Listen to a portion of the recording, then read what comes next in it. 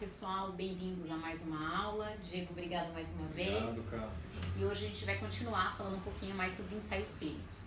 A gente sabe que muitas vezes a interpretação do ensaio clínico é um pouco mais complicada, né? Porque ela envolve, além do conhecimento da própria matéria, uma série de cálculos numéricos, uma série de estruturas que a gente usa para fazer esses cálculos, que justamente é aquilo que traz um pouco de dúvida, complicação, e que exatamente quando nós conhecemos e temos conhecimento sobre eles, é o que faz a gente avaliar se aquele estudo foi bem feito, se aquele ensaio clínico é um ensaio clínico confiável ou não. Perfeito. Então, como que a gente faz essa interpretação, Diego? Como que a gente interpreta o ensaio clínico em relação a esses cálculos que são feitos? Perfeito. Então essa é a nossa terceira aula sobre ensaios clínicos. Não é à toa que nós dedicamos 3 aulas ao tema, porque é o principal estudo do ponto de vista de matéria, de conteúdo, né, de matéria-prima para a tomada de decisões de qualquer profissional da saúde. É um ensaio clínico randomizado bem feito que vai dar a informação que a gente precisa para saber se estamos fazendo bem ou não para os nossos pacientes. Claro que, como vocês lembram, um ensaio clínico só não é suficiente. Nós vamos combiná-los numa revisão sistemática, idealmente com meta-análise, mas é ele o estudo base, né? A matéria-prima que vai fazer com que nós possamos tomar decisões. E se vocês lembrarem das últimas aulas, a gente comentou, né, que os trabalhos eles são escritos no idioma científico, né, no Scientific 6, na linguagem do pesquisador. E geralmente ela envolve termos e cálculos estatísticos, matemáticas, que nós médicos, por mais que temos uma formação muito boa nisso, se a nossa graduação foi boa, não faz parte do dia a dia. A gente não é habituado a ler e interpretar essa parte matemática. E acontece que, se a gente simplificar muito, pode acontecer de nós tirarmos conclusões erradas daquela variável numérica. E muitas vezes os próprios autores não nos dão a informação ou eles mesmos tiram conclusões equivocadas. Nem sempre por maldade, às vezes por falta de tato, de forma de escrever. Então o que a gente vai tentar fazer aqui para vocês agora é explicar o conceito e como que eu interpreto essas principais variáveis matemáticas, não do ponto de vista matemático em si, a gente não vai mostrar a conta, a fórmula, mas qual que é o raciocínio que eu tenho que ter quando encontro aquele número. Acho que talvez seja a aula mais complicada para nós, porque tentar explicar isso de forma verbal e teórica não é simples, e para vocês porque demanda bastante atenção. Então eu sugiro que revisem a aula mais de uma vez, porque não é um assunto muito simples. O que é o ensaio clínico em si? São 2 grupos, uma intervenção e um comparador, que vão ser submetidos a diferentes procedimentos e no final eu quero comparar um desfecho, que é o pico que a gente já discutiu. Então eu tenho uma população com um determinado problema, vamos dar o exemplo da aula anterior, uma população que tem hérnia inguinal, e eu vou dividir em 2 grupos. Pacientes com hérnia que vão ser operados e vão receber uma tela, uma prótese, e pacientes com hérnia que vão ser operados por uma técnica sem prótese. Por exemplo, uma técnica de Liechtenstein versus uma técnica de Shouldice. E um dos desfechos que eu quero ver, então, P, população hérnia, intervenção tela, comparador sem tela, intervenção Liechtenstein, comparador Shouldice, e o O, do pico, o outcome, vai ser recidiva da hérnia, ou seja, o paciente voltar a ter hérnia. E se você quiser ser mais preciso, eu quero o picote, o T tempo, em até 1 ano. Vamos fazer de conta que esse é o desenho do estudo. Então o pesquisador ele faz 2 grupos, ele randomiza, ora o paciente que chega é operado com tela, ora é sem tela, a randomização está bonitinha, você viu na primeira aula qual que é a qualidade do ensaio clínico. E no final, ele vai ter 2 números.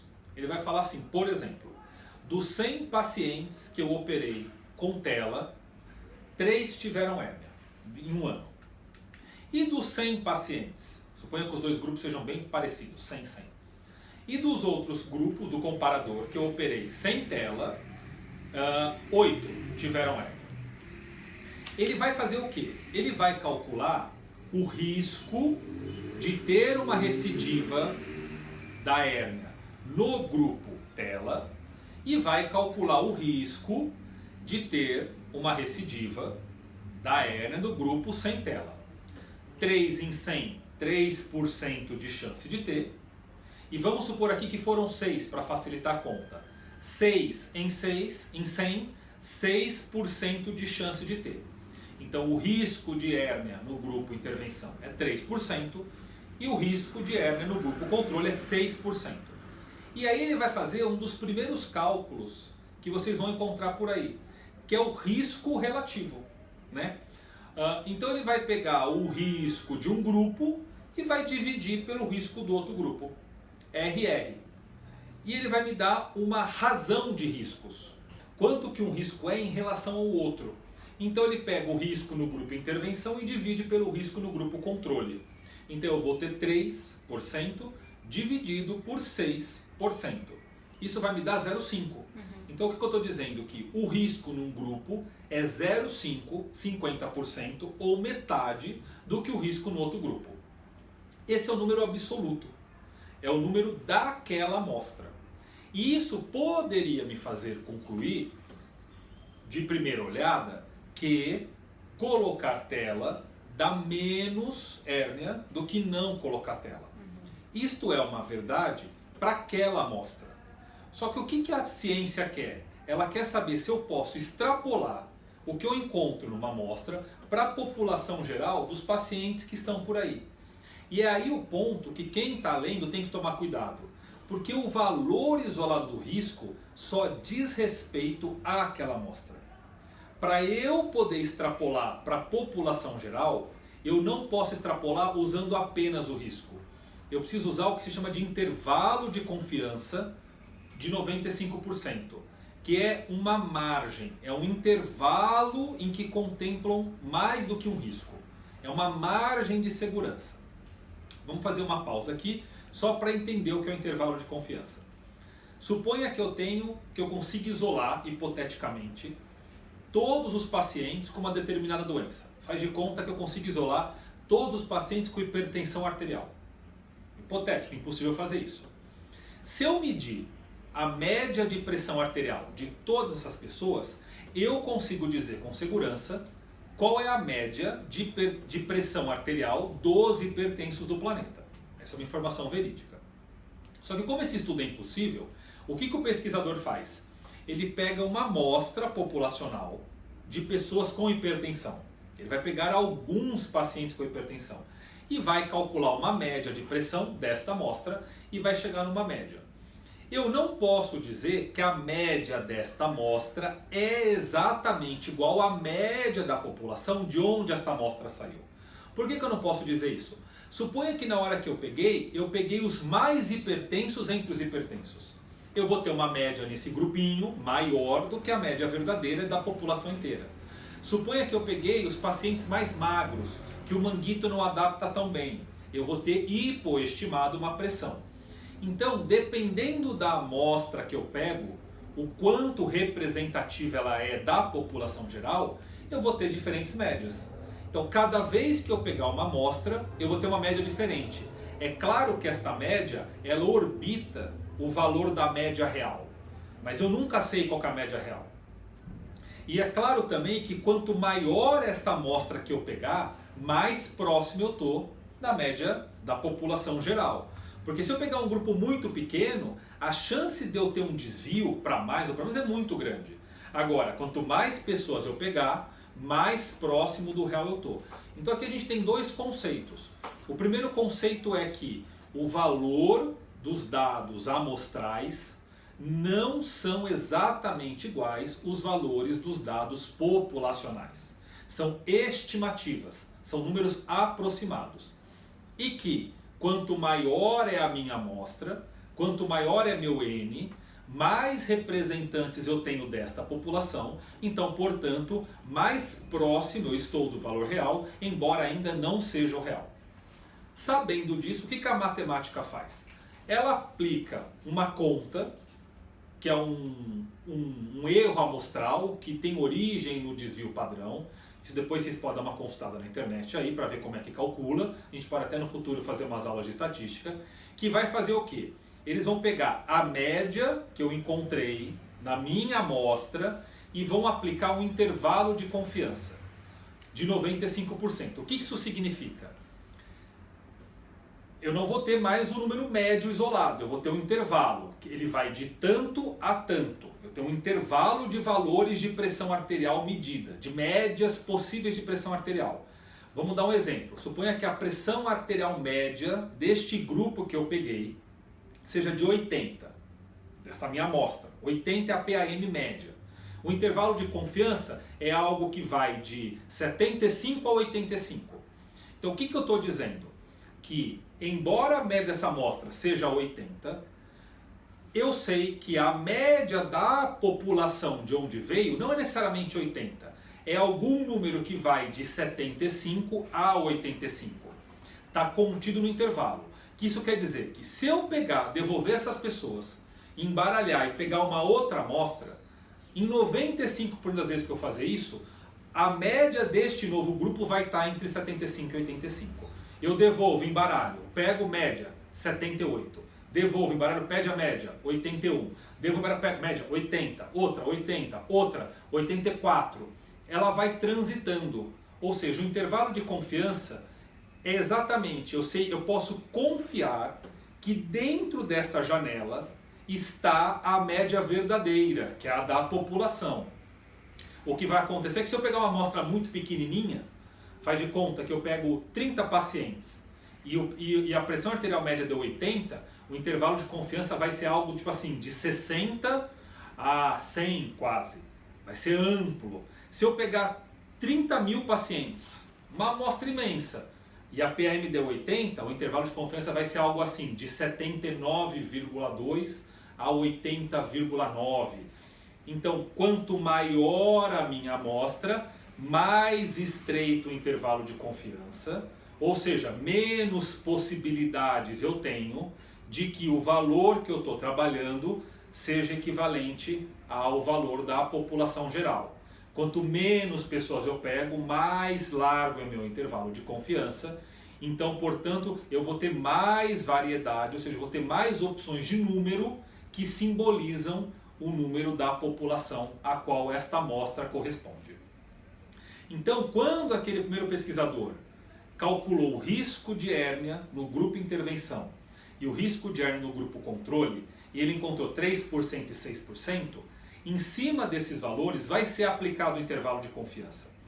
Então, para a amostra, coloquei tela, o 3%, que é o risco, vai ampliar.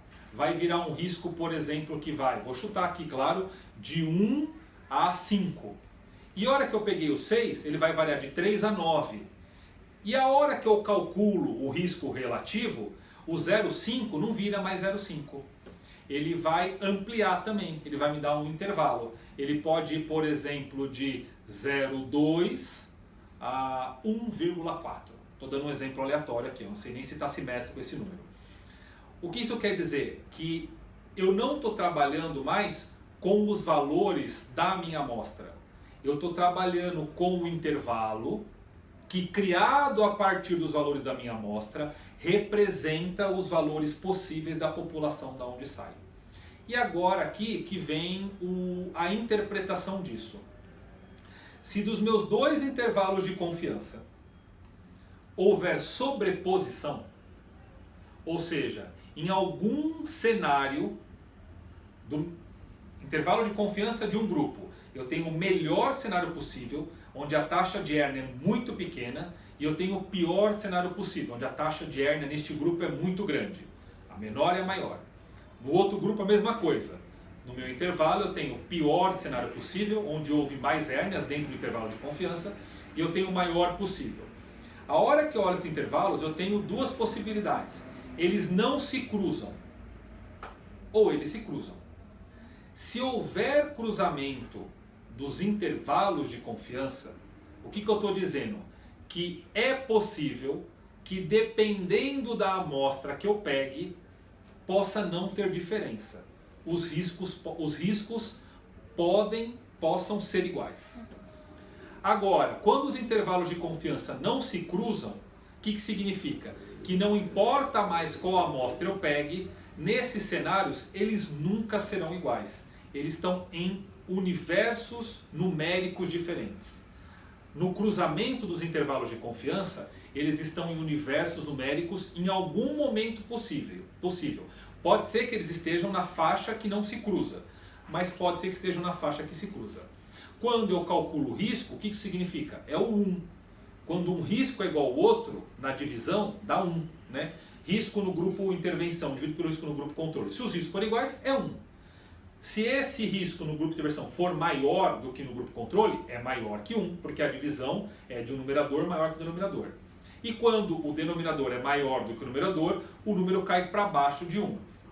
Então, se o intervalo de confiança do meu risco relativo contiver o 1, por exemplo, de 0,5 a 1,4, quer dizer que, no melhor cenário possível, por hérnias, diminui em até 0,5%, em 50%. Mas no pior cenário, por atela, claro que isso é um exemplo hipotético, aumenta em 40% a chance de hérnia. O que eu estou dizendo? Que a verdade pode estar em qualquer um desses extremos. É a interpretação que a gente fez na revisão sistemática, no gráfico de Floresta, se você viu a aula. Então é uma possibilidade que contempla um, ou seja, pode ser que não tenha diferença. Qual é a conclusão que eu tiro? Que nesta situação não posso dizer que tem diferença. Agora, imagine que nessa conta que eu fiz de 3% com 6%, que dá um risco de 0,5%, o intervalo de confiança seja de 0,4 a 0,6. O que eu quero dizer? Que no pior cenário possível, por tela diminui em 40% a chance. E no melhor cenário possível, é 60% o risco de ter a hérnia, por exemplo.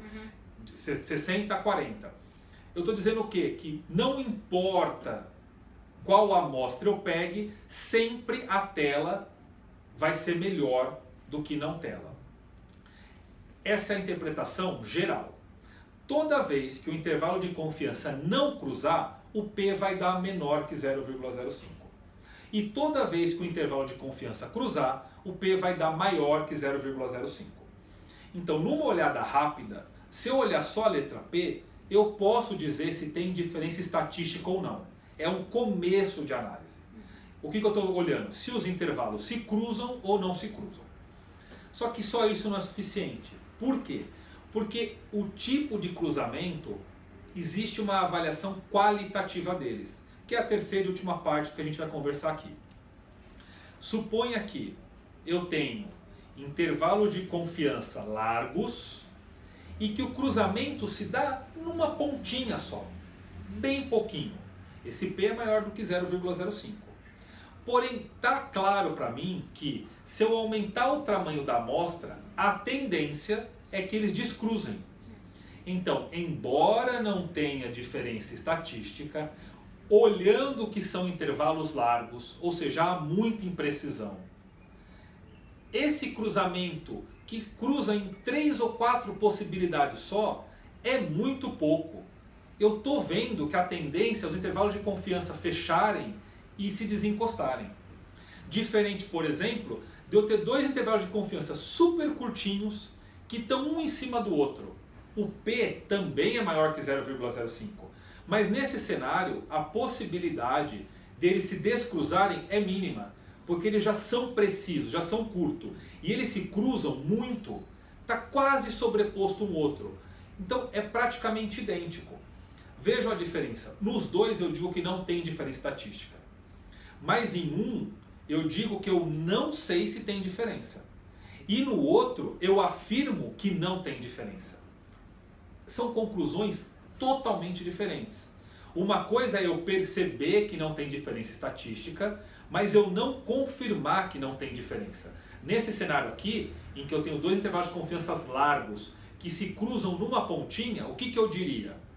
Que não há diferença estatística, porém eu não posso afirmar que um tratamento é igual ao outro.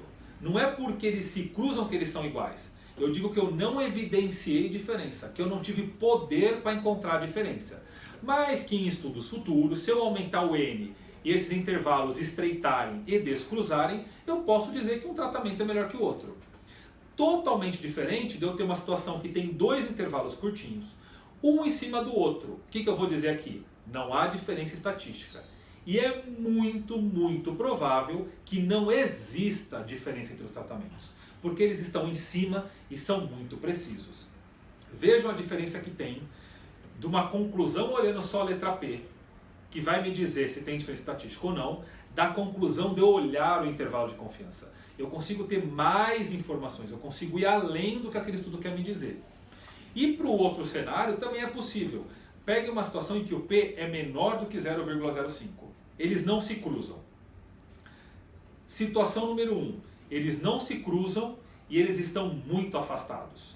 A minha janela de confiança de um evento fica aqui numa faixa numérica de possibilidade e a outra fica aqui.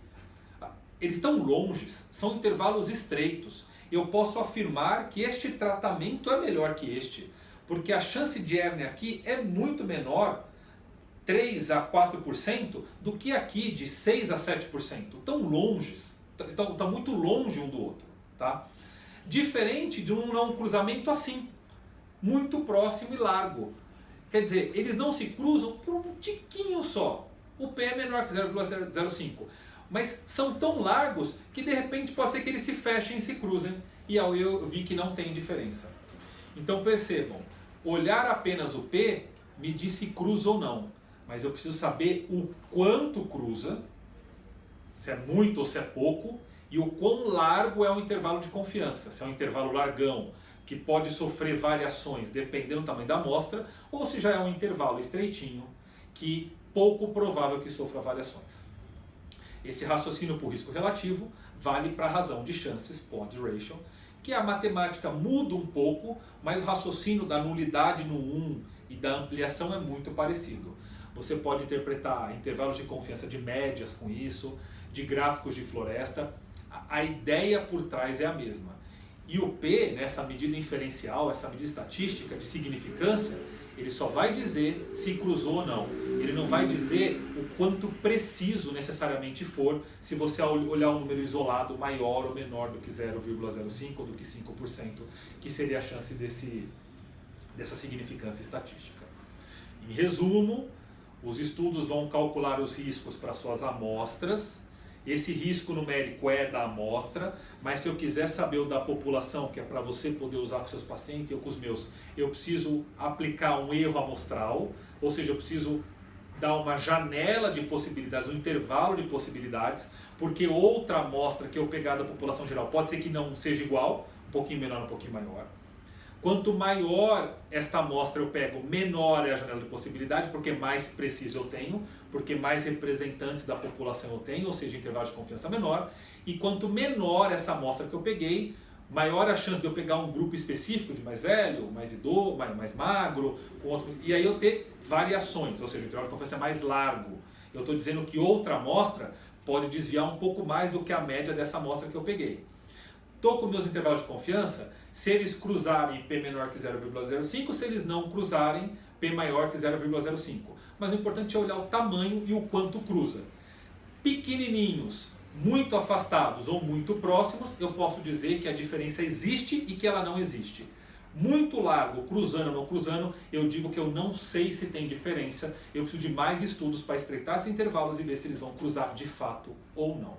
Vale para risco relativo, vale para razão de chances. Acho que era isso que a gente tinha para falar. É um assunto complicado, mas espero que o pessoal aí tenha acompanhado e possa rever depois a aula. E podem mandar no chat, tirem dúvidas que a gente vai ajudando vocês. Mas eu acho que isso é muito interessante, né? Porque exatamente isso, você pegar o número e só observar o número, você pode sair falando por aí coisas que não é verdade. Exatamente. Né? Então, talvez essa aula de hoje, ela esclareça muito do que a gente, pelo qual a gente quis fazer essas aulas, que é justamente o quê? O médico saber olhar um assunto e saber ter a crítica, né? De olhar aquilo e falar assim, não, se aumentar a amostra, eu percebo que é diferente o resultado, se eu aumentar a amostra, o resultado vai continuar o mesmo, não faz diferença nenhuma de eu ter que fazer um outro ensaio clínico para provar a mesma coisa. E isso foi o que a gente viu, e a gente vê muito nessas fake news que a gente vê, nessas informações da mídia, na informação de sites, que muitas vezes é só mesmo a ciência cinzenta aí, aquilo que a gente não consegue comprovar e que a gente fala justamente por se pegar em números, por se pegar em um dado único. Né? Perfeito, exatamente. Imagine vocês uma situação hipotética, né? Uma doença surge, não estou fazendo analogia à Covid nada, mas uma situação real, hipotética mesmo, e aí eu tenho ensaios clínicos sendo feitos para um determinado tratamento. É muito possível que alguns estudos mostrem que funciona, outros mostrem que não tem diferença e outros mostrem que é pior. Essa situação é totalmente factível para a ciência. Isso não quer dizer má ciência. Isso são os intervalos de confiança se ajustando. O que é importante você fazer? Você olhar para cada um deles, ver que tipo de pacientes foram incluídos o P, ver qual intervenção foi feita o I, ver se os intervalos de confiança são largos ou não, e aguarde que vai vir uma revisão sistemática, que vai pegar a amostra do estudo 1, a do 2, a do 3, a do 4, e vai combinar e vai te dar uma medida somada de tudo isso. E esta é a mais confiável possível. Por isso, quando sai um ensaio clínico, por maior que ele seja, você não pode, a partir dele, já sair dizendo que aquilo é uma verdade. Não é. Aquela verdade é para aquela amostra, daquele grupo. Talvez ele represente a população, sim, e os próximos só confirmem. Mas talvez não. Talvez aquela amostra especial em características, no tipo de intervenção, na forma como avaliou o desfecho, N possibilidades. E aquilo que vale para aquele grupo não vai valer para os nossos pacientes. E outros estudos não é que vão desmentir. Eles vão mostrar outras possibilidades do intervalo de confiança. Eles vão mostrar o que acontece com outras amostras diferentes daquela. Isso é só a ciência olhando em diferentes ângulos para a doença. O que a gente vai fazer? Vai combinar isso. E a partir de uma combinação bem feita, e aí sim a revisão sistemática é bem feita, e a partir dessa combinação bem feita, contextualizado com custo, com o sistema onde você trabalha, com a sua possibilidade, com a autonomia sua e do seu paciente, o guideline vai dar uma recomendação. Faça ou não faça. E muitas vezes a gente é cobrado para dizer assim, é para fazer ou não é? O não sei é uma resposta muito possível. Eu não sei, não tenho evidência ainda. Não saiu, não posso dizer se faz ou não faz. Eu não sei se funciona, eu não sei o evento adverso. Podemos ser que nós decidamos juntos fazer e medir o evento adverso. E depois pode ser que alguém fale, não faça mais. Porque a gente descobriu que não é para fazer porque faz mais mal. Isso não quer dizer que a gente vai ser condenado pelo que foi feito. É só a ciência ajustando os seus intervalos de confiança em busca de se aproximar da verdade. Fazer ciência é se aproximar cada vez mais da verdade. Mas encontrar a verdade é difícil. Tocar a verdade é muito difícil. Com certeza. Diego, obrigada mais uma Eu vez. agradeço. Pessoal, obrigado mais uma vez por mais essa aula e a gente se vê na próxima. Até mais.